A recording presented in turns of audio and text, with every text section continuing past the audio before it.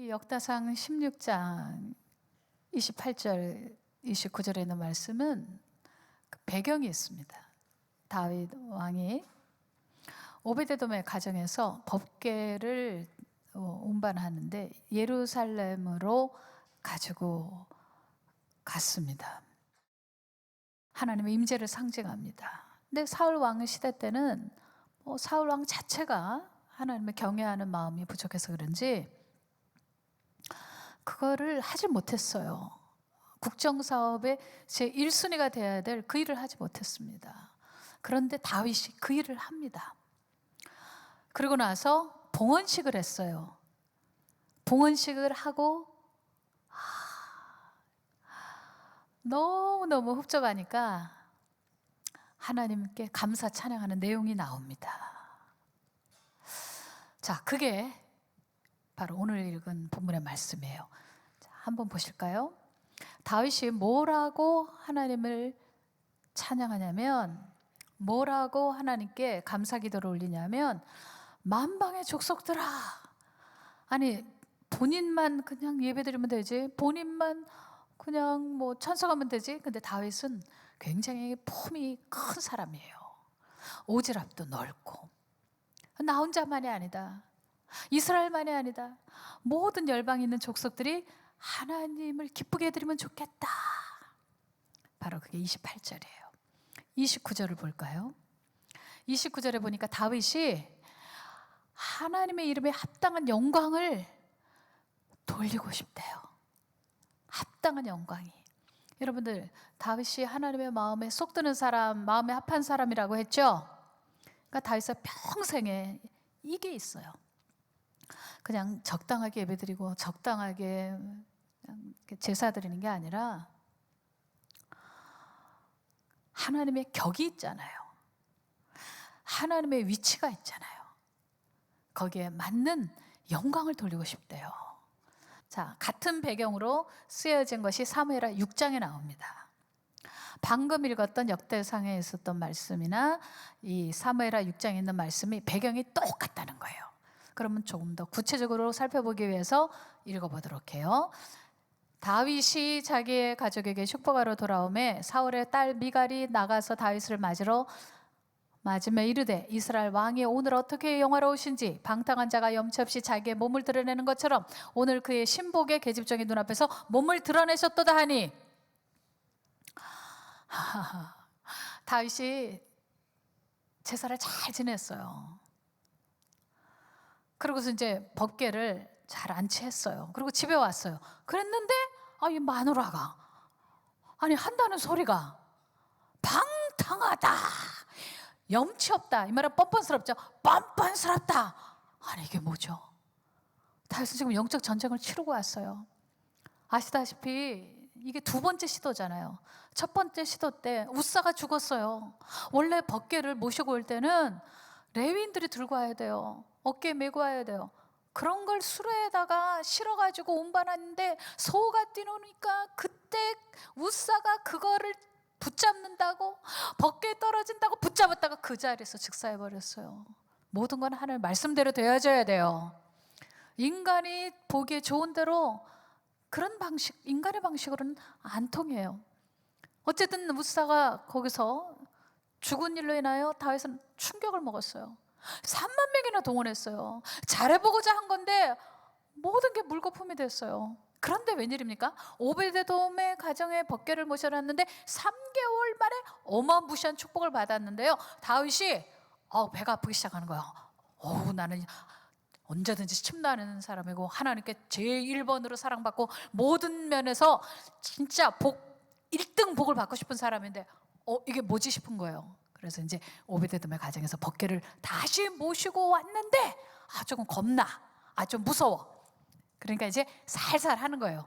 한 발자국, 두 발자국, 세 발자국, 네 발자국, 다섯 발자국, 여섯 발자국 갔는데 아무 일도 없어. 하나님 감사합니다. 다윗을 받아주셨군요. 지난번에는 제 실수로 인하여 우사가 죽었는데 제가 하나님 말씀 몰라가지고 이렇게 했는데 주님 감사합니다. 기분 업됐어요. 정말 막 그냥 말로 할 수 없이 기뻐갖고 그때 막 이제 춤을 추기 시작하는 거예요. 막 춤을 막 추기 시작했는데 옷이 훌러덩 다 벗겨졌어. 근데 다윗은 그게 별로 중요한 것이 아니에요. 본질은 하나님이 나와 함께 하시는구나. 하나님께서 내가 하는 일을 기뻐하시는구나. 바로 그거였어요. 그래서 이제 안도감이 들어가지고 이제 도착해가지고 예루살렘에서 아까 말씀드렸던 듯이 봉헌식, 번제도 드리고 화목제도 드리고 백성들에게 떡들도 나눠주고 고기도 주고 이제 제사드릴 때 드렸던 거 그거 이제 화목제 같은 거는 괜찮거든요. 다 나눠주고 그리고 나서 집에 쑥 여보 하고 들어왔는데 미갈이 뻔뻔스러워 이렇게 한 거야. 어떻게 이렇게 남편한테 이런 말을 하죠? 더군다나 지금 다윗은 정말 평생에 미갈의 아빠인 사울왕한테 쫓기고 죽을 고비를 뭐 산전수전을 한 번 두 번 겪은 게 아니에요. 그리고도 또 국가가 사울왕 편에 아직 그 잔재들이 있잖아요. 그 아들이 살아있잖아요. 그러니까 그 가운데에서 뭐 말로 할 수 없는 그 애끓는 인생을 살아서 그냥 평생 애끓면서 살았는데 오늘같이 기분 좋은 날 이렇게 하면 돼요 안 돼요? 이 여자가 너무 지혜가 없는 건가? 아니야, 신앙이 없어. 아니 여호와의 법궤는 하나님의 임재인데 같이 할렐루야 이래야 되는데 이 영적 세계를 모르는지 영적 체험이 없는지 아니면 아버지 닮아갖고 교만한지 이게 도대체 뭐 하는 짓이에요? 야. 그런데 우리 다윗씨는 안 흔들려. 여기서 다윗의 그 언어가 어떤 언어였는지 알 수가 있어요. 뭐라 그런지 알아요? 대답이 난 하나님 앞에서 한 거래. 다윗은 미갈이 뭐라 해도 딱 그냥 하나님을 향하고 있어. 하나님만 바라보고 있어. 그리고 두 번째 뭐라 그런지 알아요? 다윗이 하나님께서 나를 선택해서 이스라엘 백성의 주권자로 만드셨대. 자, 성경 보여주시겠어요? 다윗이 미갈에게 이르되 이는 여호와 앞에서 한 것이니라. 다 같이 여호와 앞에서 한 것이니라. 네, 이게 중요해요. 그가 네 아버지와 그 온 집을 버리시고 나를 택하사, 진짜 나를 선택하사 이스라엘의 주권자로 삼았다는 거예요. 이스라엘 주권자라는 것은 하나님께서 나에게 사명을 주셔가지고 봉직하라, 왕으로서 봉직하거라 했다는 거예요. 그래서 내가 여호와 앞에서 앞으로도 뛰놀 거라는 거예요. 다윗은 수용하지 않습니다. 미갈의 얘기를 No thank you 하고 받아들이지 않아요. 잘못했다면 나단이 잘못했다고 했을 때는 딱 수그려요. 그러나 이것은 근거 없어. 그리고 다윗은 딱 자기의 자부심을 가지고 흔들리지 않아요. 사실 미갈이 이렇게 심사가 꼬인 이유는 이해는 할 수 있어요. 10년 세월 동안에 발디엘이라는 남편한테 가 있었어요. 첫 남편이 다윗이에요. 그러다가 발디엘한테 가서 10년 동안 살았단 말이에요. 그러다가 다윗이 아브넬에게 명령을 하죠. 내 아내 좀 찾아와 달라고. 그래서 복귀한 상태예요.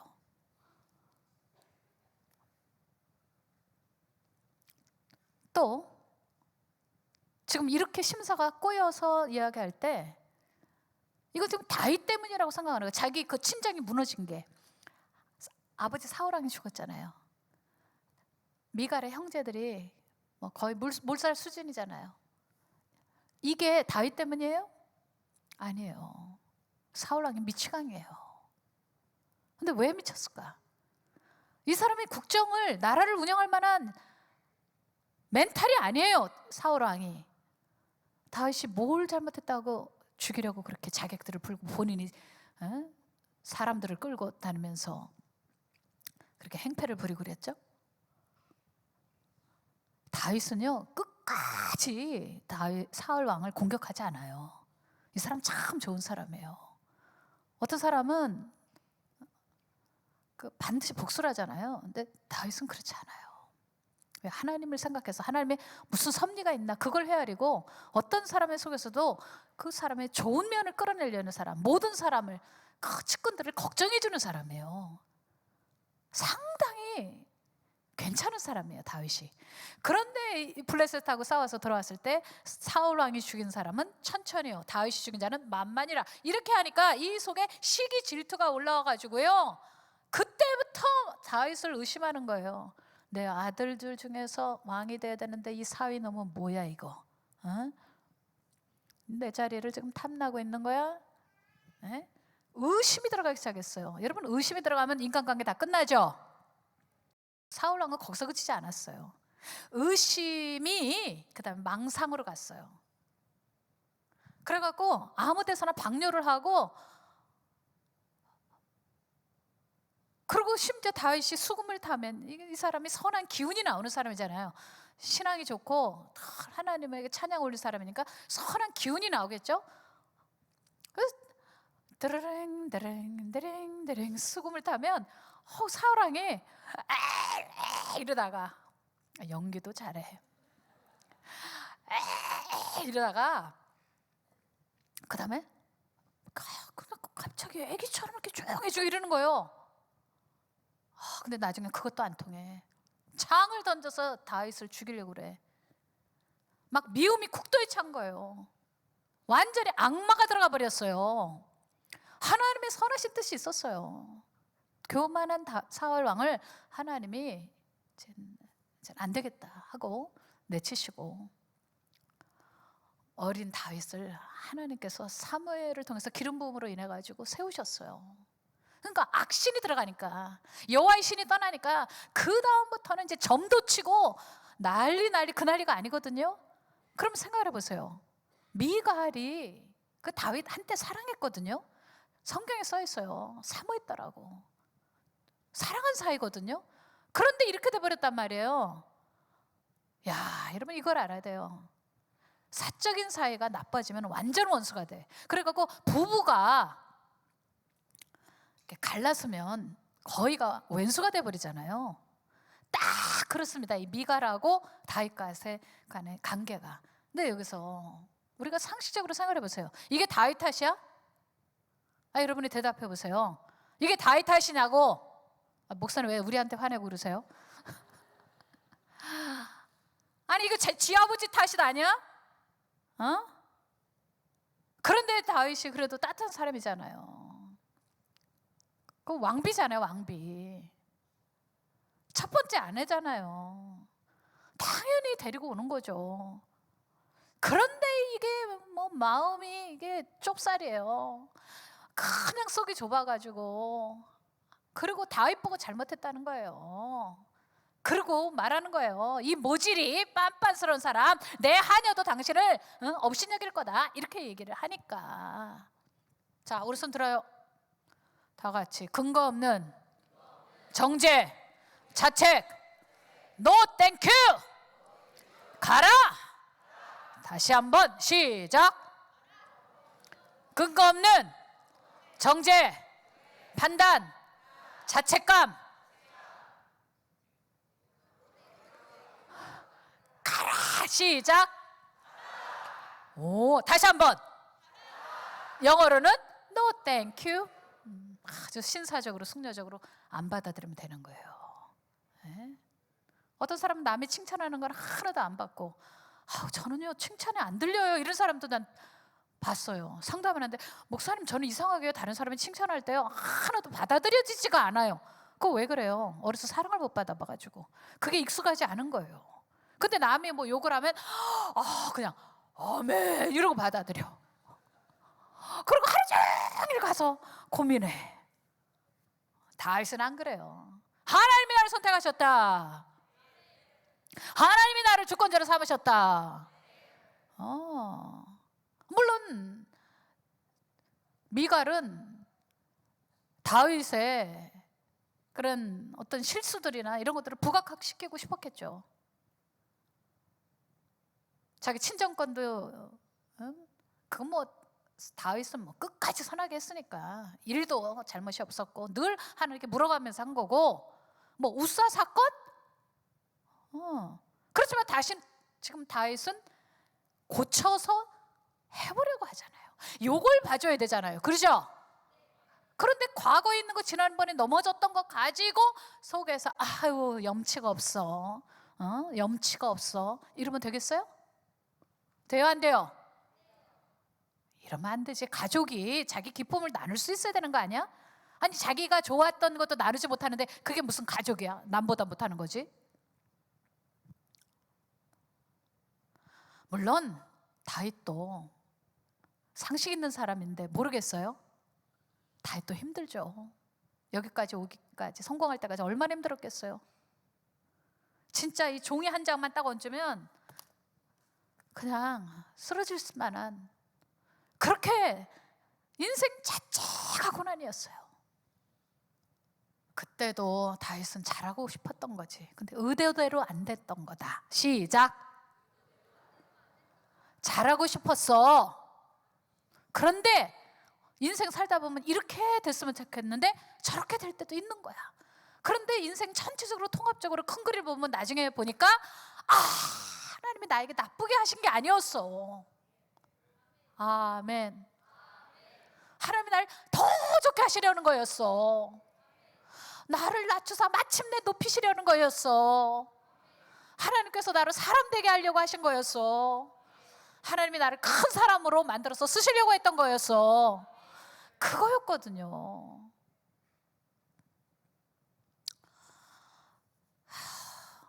그런데 다윗이 이렇게 미갈이 말도 안 되는 공격을 하는데, 자, 다 같이 따라하시다.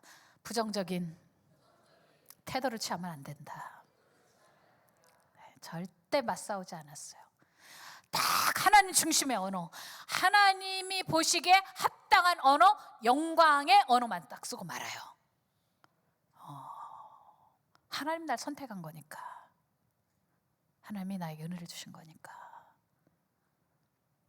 하나님 날 세우신 거니까 하고 하나 안 들리잖아요. 오늘 여러분 주일날 오셨죠? 엄지척하세요. 시작. 그럼 주일 예배는 아무나 오나? 저는 어저께 그런 기도를 하게 됐어요. 밤중에. 주님은 생명이세요. 제가 주님에게서 멀어지면요, 전 죽어요. 주님이 저의 시작이세요. 주님께 가까이 가야지 제가 살 수 있어요. 멀어지면 전 못 살아요. 주님이 생명의 근원이신데 내가 자꾸 주님에게서 멀어져 보세요. 그럼 나는 어떻게 될까요? 상상할 수가 없어요. 주님 저를 멀리하지 마세요. 다윗처럼 그런 기도를 했다니까. 여러분 오늘 주님 앞에 가까이 온 거 아니에요? 그러니까 여러분 칭찬받을 만하지? 엄지척. 여기는 왜 하네? 시작. 스스로를 좀 인정해. 맨날 다른 사람 인정하느라고 테크니컬리 스킬풀하게 회사 가서 아우 부장님은 최고세요. 넌 더 최고야. 넌 주일에도 나왔잖아. 아우 막 그냥 또 아랫사람 일 시키려니까 아우 미스터 김은 어쩜 이렇게 멋있어? 오늘 같이 나랑 야근할까? 이거 사람 부리는 법을 아니까 막 이렇게 이제 말을 한단 말이에요. 립 서비스로. 근데 넌 더 훌륭해. 오늘 하나님 가까이 왔잖아. 이 정도면 괜찮은 거 아니야? 엄지척 시작. 여러분 한 주 동안 내가 숙제를 드리도록 하겠어요. 어디를 가든지 아주 깨알 같은 거라도 칭찬받을 만한 거 있으면 엄지척 하시기 바라요. 왠지 알아요? 하나님 영광을 받으세요. 어떤 아이가 100점을 받았어요. 엄마 나 머리가 좋아갖고 내가 100점 맞았대 하는 애하고, 엄마 내가 엄마 닮아가지고 나 100점 맞았대. 누가 영광이 돼? 1번이야 2번이야? 엄마 나는 너무 예쁘지 않아? 그런 애하고, 엄마 나는 엄마를 닮았어. 그래갖고 내가 이렇게 예쁜 거 아니겠어? 그러면 누가 영광을 받아요? 엄마가 영광을 받죠? 여러분이 뭐 잘한 거 있죠? 그러면 교만해서가 아니라 하나님이 날 만들어 주셔서, 하나님의 은혜를 주셔서, 다윗처럼 하나님 날 선택해 주셔서 엄지척? 나 참 괜찮네, 최고네, 대박, 이럴 수 있어야 돼요. 미국에 스텔스 함선이라고 있어요. 엄청난 함선이죠. 그런데 그 함선에 타고 있는 그 일하는 사람들이 혹은 군인들이 인터뷰를 땄는데, 내가 그거 다큐 보고 엄청 감동을 받았어요. 왠지 알아요? 이 나사 돌리는 사람이야. 근데 이른다? 제가 이 함선에서 최고입니다. 다리를 탁. 내가 최고라고요? 근데 진짜 자부심이 느껴져. 와, 어떤 사람은 그 압력 조절하는 거야. 그것만 해. 선장도 아니야. 무슨 거기에 뭐 큰 역할하는 사람도 아니야. 그 위층에 있지도 않아. 밑바닥에서 압력 그거 조절하면서 제가 이 분야에서는 최고입니다, 이래. 대단해. 근데 순간적으로 내 모습을 보았어요. 그리고 거울로 가서 제 얼굴을 보았어요. 나는 저 세상 사람들만큼도 이런 자부심이 없구나 하는 생각이 들더라고. 그래서 제가 거울을 보고 혼자 그랬죠. 엄지척. 이번 한 주 동안 스스로 인정하셔야 돼요. 맨날 참 아름다워라 주님의 세계는 저 솔로몬의 옷보다 더 고운 백합화. 맨날 무슨 솔로몬의 옷 입고 백합화냐. 너는 하나님의 세계 안에 있지 않냐? 너는 하나님의 피조물 아니냐?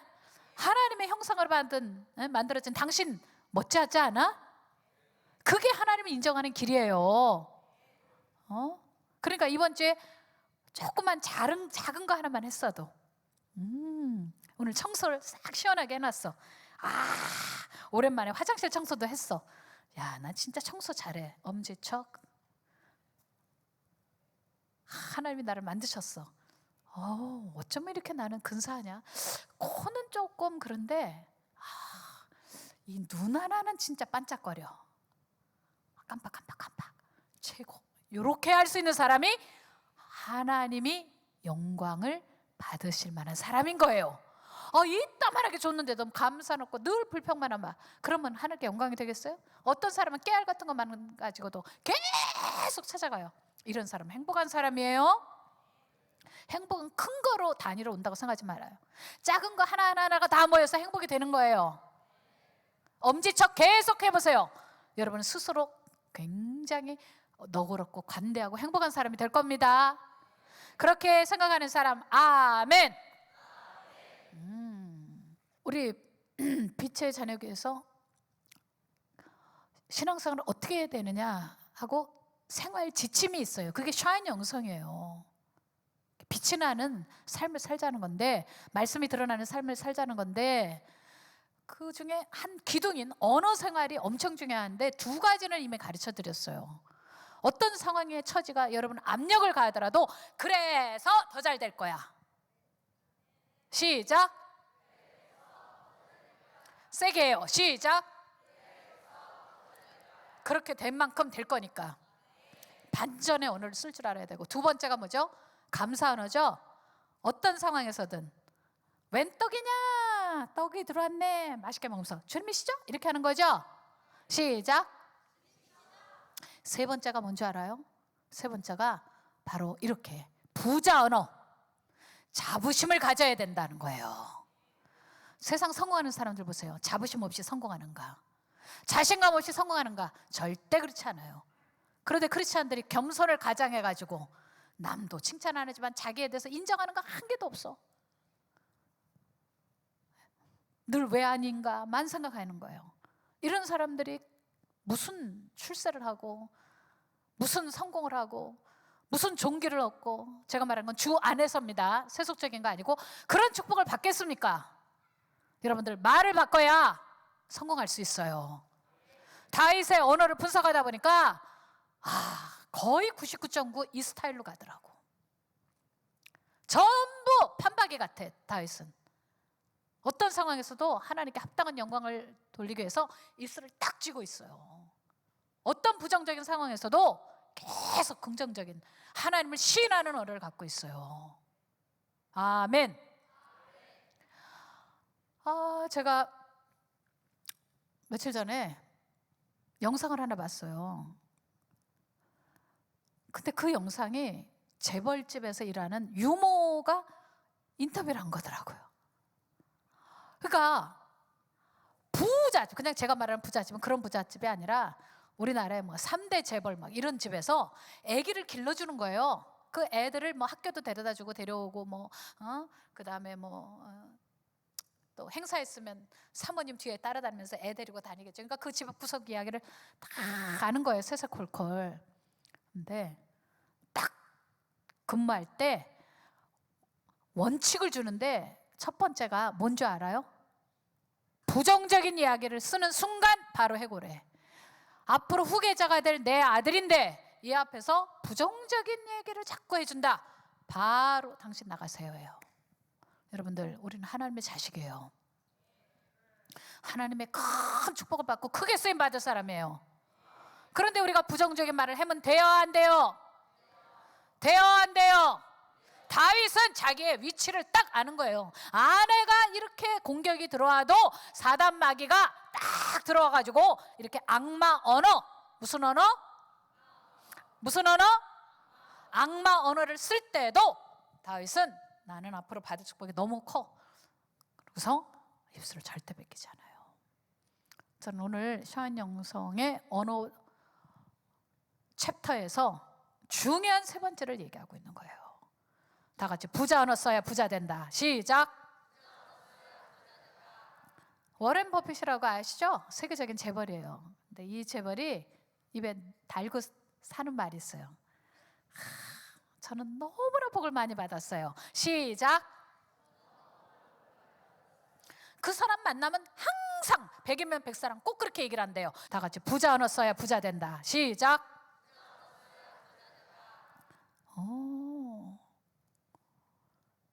그러니까 다윗은 하나님에 대한 믿음을 입술로 딱 지키고, 난 하나님 앞에서 한 거야. 하나님 날 선택한 거야.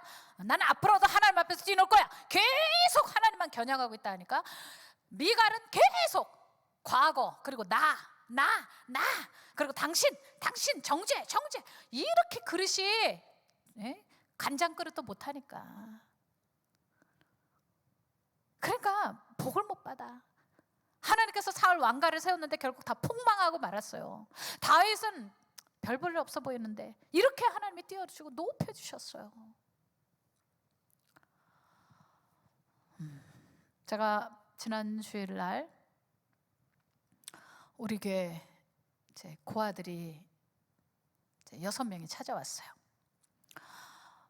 저에게는 오후에 선교 동아리가 있어가지고 각 지역의 선교지에 가서 복음을 전파하기 위해서 원주민들의 마음을 열어야 되니까 온갖 동아리들이 있어요. 그러고서 그들과 친해지고 그 다음에 이렇게 예수 복음 십자가를 전하는데요. 그 중에 한 동아리가 이제 이렇게 고아들 보육원에 있는 어린아이들 돌보는 일인데 이번에 직접 교회로 왔더라고요. 그래서 제가 일본 선교 가기로 했다가 취소를 했어요.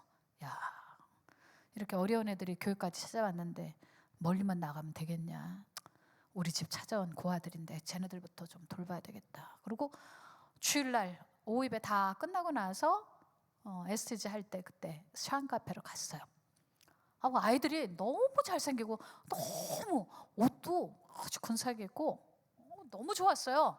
근데 그 아이들이 이제 뭘 이런저런 거를 만들고 있을 때 관찰을 했습니다. 제가 왜 아이들 칭찬해주고 싶어가지고 이 아이들의 특별함이 무엇일까 하고 하나하나를 살펴봤어요.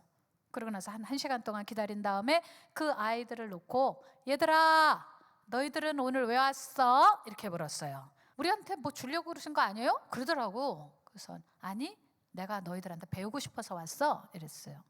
그때는 애들이 눈이 동그래지는 거예요. 내가 너희들의 특별함에 대해서 관찰을 했는데 얘기해 줄까? 그랬더니 5명이 네 그래요. 근데 한 명은 싫어요. 그리고 저쪽 구석으로 가더라고. 그래서 이제 걔를 이제 살펴보면서 얘네들을 3가지씩 특별함을 얘기해 줬어요. 그랬더니 그 아이도 저도 해주면 안 돼요? 그러더라고. 그래 그럼 너도 이리 와. 그래서 이제 6명 앉혀놓고 특별한 것에 대해서 얘기를 해줬는데 이상한 걸 느꼈어요. 첫째, 집중력이 엄청 떨어져요. 산만해요. 그 다음에 칭찬한 거 다시 너희들이 3가지 기억해봐 그랬더니 3가지를 기억하는 애들이 없어요. 이상했어요. 아니 우리 교회 아이들은 성경을 100구절을 다 암송하고 이제 200구절째로 지금 들어갔다고 어제 들었거든요. 그런데 얘네들은 자기를 칭찬해주는 3마디를 기억을 못해. 이상하다. 왜 이러지? 제가 주님께 이제 또 타전을 치듯이 계속 지혜를 구했어요. 그랬더니 주님이 알려주셨어요. 이야, 쟤네들은 사랑받는 것에 익숙하지 않다. 칭찬에 익숙하지 않다. 권위자에 익숙하지 않다. 부모가 자기들을 버렸기 때문에 권위자에 대한 신뢰가 없다. 진지하게 대화하는 것을 모른다. 소통하는 것을 모른다. 상대방이 칭찬해 줄 때 그걸 안 받아들인다. 마음 깊숙이 그것을 수용하지 않는다. 그리고 애들한테 물어보니까 정답만 얘기해. 어떻게 하면 선물 주나. 그래갖고 그런 각본이 있어. 이렇게 하면 고아원에 방문한 사람들한테 칭찬받고 이렇게 선물을 주겠지. 눈에 띄겠지. 그래서 제가 얘기했죠. 너희들 정답 좀 얘기하지 말라고. 야, 너희들 그럴 필요 하나도 없다고. 이 자리는 그런 자리가 아니라고. 그때는 애들이 또 눈치가 빨라요. 그래서 이러고 듣고 있더라고. 우리 애들은 2시간씩 앉아 있잖아요. 걔네들은 못 하더라고요. 와, 어렸을 때 사랑받고 사랑받지 못한다는 게 이런 거구나. 그런 생각을 했어요. 그러면서 제가 아이들한테 이걸 가르쳐 줬어요. 얘들아, 사람이 말하면 그대로 일단은 믿는 거야. 그러면 네가 아주 행복하고 아주 격 있고 편한 사람 되는 거야. 제가 너는 참 눈이 반짝이는구나. 아니에요. 막 이런 게 아니라 애들은 다 그랬어요, 거의가. 근데 우리 샤인영성에서 종종 하는 감사합니다. 저는 밝은 사람입니다. 그대로 받겠습니다를 시켰어요. 그랬더니 애들이 하더라고. 한번 해볼까요?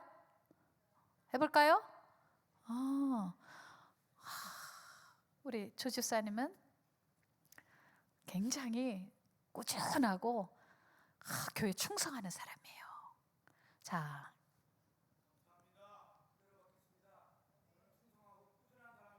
할렐루야. 이래야 인간관계가 형성이 되는 거예요. 하나님과의 관계도 그렇게 형성이 되는 거예요. 하나님이 그렇게 너희를 축복하시리라. 그러면 축복 받는구나. 내가 널 사랑하는구나. 그러면 사랑받는구나. 내가 널 위해서 십자가에 달려 죽었다. 너는 구원 받았다. 저는 구원을 받은 사람입니다 하고 딱 수용하는 사람. 이런 사람이 하나님이 칭찬하는 사람이거든요. 아멘. 또 누가 할까? 우리 장 집사님. 장 집사님은 참 순수하고 노래를 잘해요. 엄지?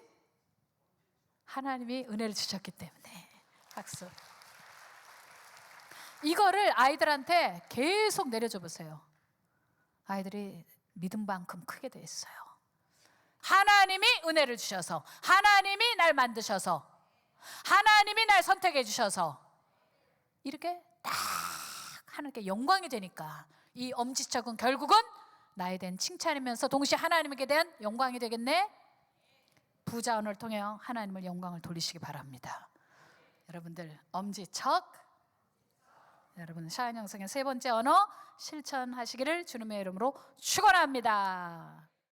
김영민 목사의 성경 칼럼. 미래 완료형 믿음. 마가복음 11장 24절.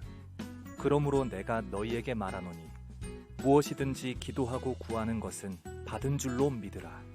그리하면 너희에게 그대로 되리라. 히브리서 11장 3절. 믿음으로 모든 세계가 하나님의 말씀으로 지어진 줄을 우리가 아나니 보이는 것은 나타난 것으로 말미암아 된 것이 아니니라. 예수님을 믿은 지 40년이 지났다. 그 당시 믿음으로 품었던 미래의 모습이 대부분 이루어졌다. 믿음이 어떤 성분인지 알 수 없지만 성취력이 있다. 믿음은 신비하고 놀랍다. 사실 믿음은 교회에만 있는 것이 아니다. 세상에도 있다.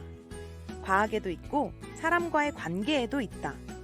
자신감이 없고 불가능한 것만 보는 과학자라면 아예 아무것도 시도하지 않았을 것이고, 오늘날 우주선이나 스마트폰, 하늘을 나는 택시나 초음속 같은 비행기도 만들어지지 않았을 것이다. 믿음은 창조력이 있다. 대인관계도 마찬가지다. 서로를 믿지 않으면 아예 관계가 성립되지 않는다. 그런 관계는 계속할 수가 없다. 믿음이 모든 관계를 시작하게 하고 유지시킨다. 나는 나의 간증을 통해 세상에 녹아있는 일반적인 믿음보다 훨씬 숭고한 믿음을 소개하려 한다.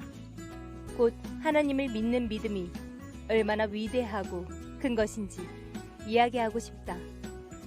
성령님께서 선물로 주시는 믿음이 인간의 생각 속에서 붙들고 있는 믿음보다 훨씬 우월한 것임을 말해주고 싶다. 믿음은 미래 완료형이다. 내가 너희에게 말하노니 기도하고 구하는 것은 받은 줄로 믿으라. 그리하면 너희에게 그대로 되리라. 마가복음 11장 24절. 기도는 완료적으로 해야 한다. 하나님의 말씀도 마찬가지다. 하나님이 이르시되 빛이 있으라 하시니 빛이 있었고. 창세기 1장 3절. 피조 세계의 모든 것들이 같은 패턴으로 창조되었다. 하나님께서 말씀으로 선포하시면 모든 것이 그대로 완료되었다. 말씀엔 통치력이 있다. 나는 이 창조 패턴을 나의 삶 속에 적용하기로 했고, 셀 수 없는 기적이 나타났다. 믿음으로 말씀을 선포하면 하나님의 영광이 나타난다. 그리고 환경과 상황이 변화되고 역사가 완성된다. 오늘의 믿음이 미래가 되는 열매가 된다. 나는 늘 미국에서 유학하고 싶었는데 미래 완료형으로 믿고 기도했을 때 기적 같은 일이 일어났다. 내가 다니고 싶어 했던 대학교의 총장님께서 골방에서 기도하고 있던 나의 집으로 스스로 걸어 들어오셨고, 가난했던 나를 입학시켜 주시고 장학금도 주셨다. 나는 왜 이런 기적이 일어났는지 주님께 여쭤보았다. 주님은 많은 사람이 내가 준 믿음을 받기는 했어도 품지 않았다. 믿음을 버린 사람들도 있다. 하지만 내가 잘한 것이 있다면 약속을 피하지 않고 믿음으로 품었으며 기도한 것이다.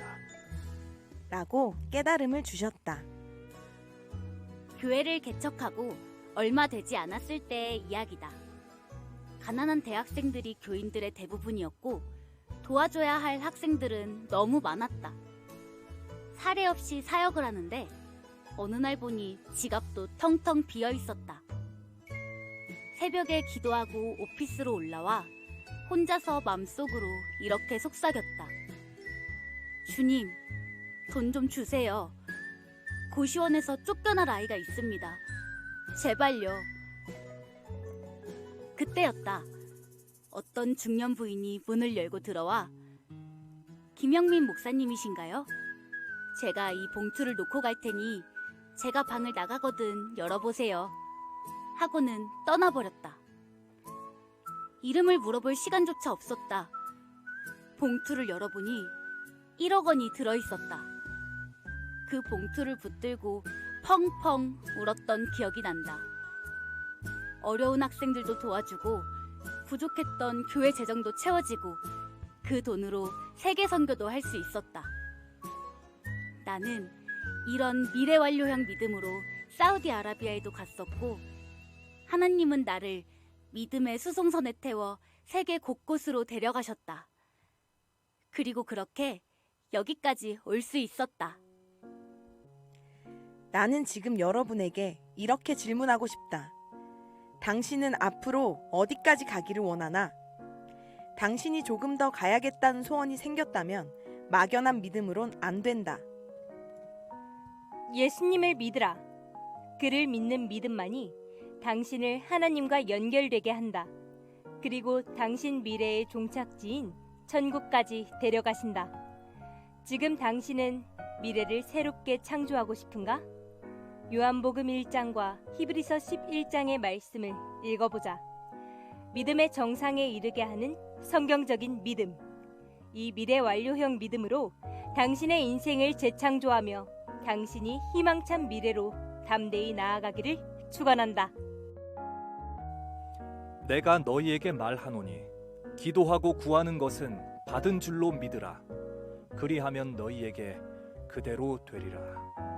마가복음 11장 24절. 믿음으로 모든 세계가 하나님의 말씀으로 지어진 줄을 우리가 아나니 보이는 것은 나타난 것으로 말미암아 된 것이 아니니라. 히브리서 11장 3절.